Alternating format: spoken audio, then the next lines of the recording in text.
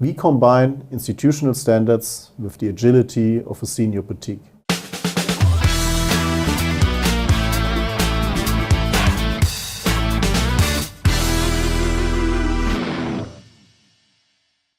Today, I have the pleasure to welcome in the studio Christian Oostbringhaus, who is partner at Bionti, and Kimberly Marais, who is Associate Director. Welcome. Thank you for having us. It's a pleasure.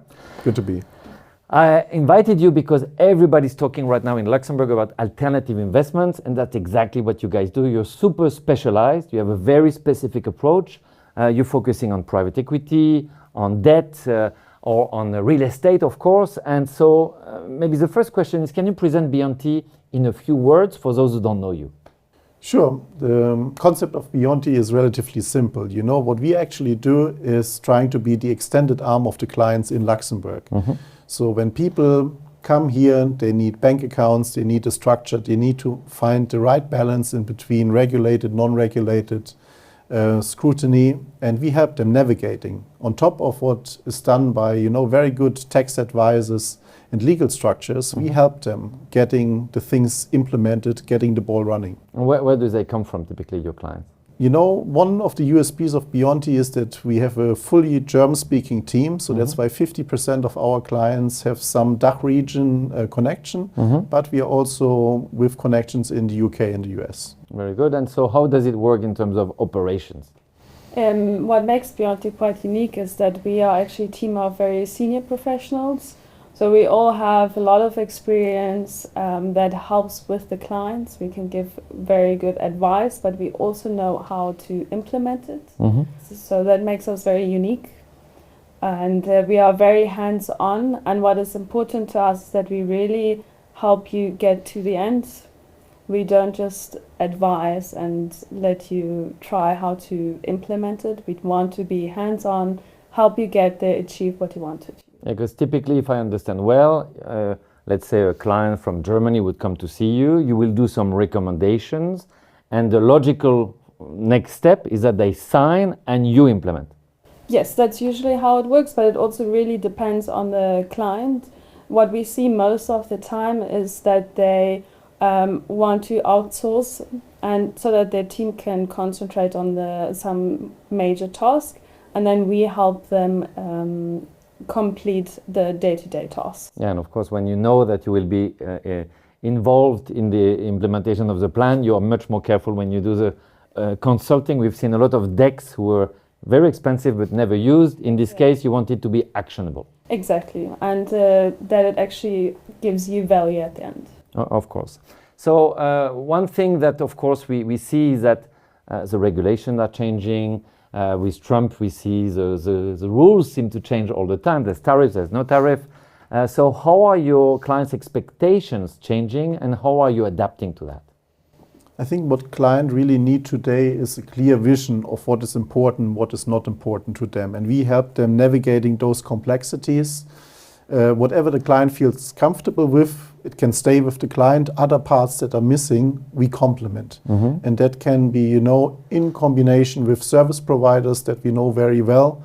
The advantage with Bionti is probably that you get the super experience of someone having stayed in the country for decades and connecting the right dots for you and filling the gaps. Yeah, and I think what comes to mind to me when you describe it, it's this kind of high-level boutique where there's not too many people, but the people you are working with have 10, 20, 30 years of experience at the highest level. Exactly, and what we really want is that we are actually part of the team. I think that makes us also very unique because we feel the same responsibility as the client usually does, what other service provider usually do. So I'd like to stay with you a little bit more, Kimberly, about the major shifts which are impacting the Luxembourgish ecosystem. How is Bionti positioning itself in this context? The Luxembourg environment is quite competitive, especially for service providers. And in that regard, we really try to be ahead of the curve. We want to have great team members with the best expertise and also use AI as best as we can. Yeah, technology is actually a differentiating factor and a disruptive factor. Everyone is talking about technology and AI. And sometimes it's a solution, sometimes it's also a threat to people, because naturally everything new is not so easy to adapt. Especially in a jurisdiction which is middle to back office, and people are scared that an AI will do their Excel work better. Exactly. I mean, we are not Napa Valley as much as we try to, but still we have really good people here. And it's much more than back office, and that's also the approach of Bionti, being as close as possible really to the core business of the client. And that is really matching our promise and matching our approach to be really generally interested in what people do and help them doing things just better. So pretty agnostic about which technology, but eager to find whatever works to simplify the life of your clients. What about talent? Because I hear it's difficult. People are competing for the same functions. You talked about CFO, you talk about the compliance officer, the risk manager.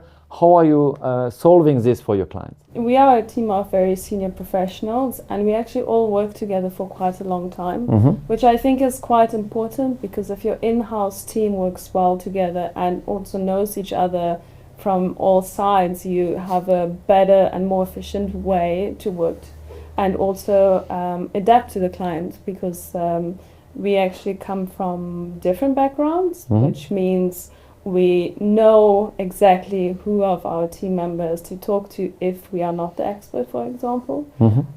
Yes, so I think that's quite... Yeah, and if we talk about competitiveness, we mentioned it, I think it's in a local market where you need to be competitive against some huge firms who have been there for decades, and also compared to other jurisdictions. I think today your clients might look at Frankfurt, they might look at Dublin, or who knows what. So what I take away from our discussion is the need for a holistic approach to solve very complex problems, and also the agnostic approach on technology, for example, so that you stay open to any possible option. Absolutely, and you see that even with AI tech providers, they're hiring now senior people to train their models. True. So in the early days, it was mass work done somewhere in the world, no one wanted to know about it, just inputting blindly data, but now it's about refining whatever is inputted to make it actually useful and senseful. Yeah, and I totally agree with you that technology is making a strong impact, and surely the human in value is getting higher on the value chain, but there is a higher need now for humans to check the output. We've seen a lot recently, some catastrophes from AI reports, which were sometimes built at a very high price. So thank you very much for this interview. I wish you a lot of growth in the alternative segment in the coming months and years. Thank you, very much. Sharon. Thank you.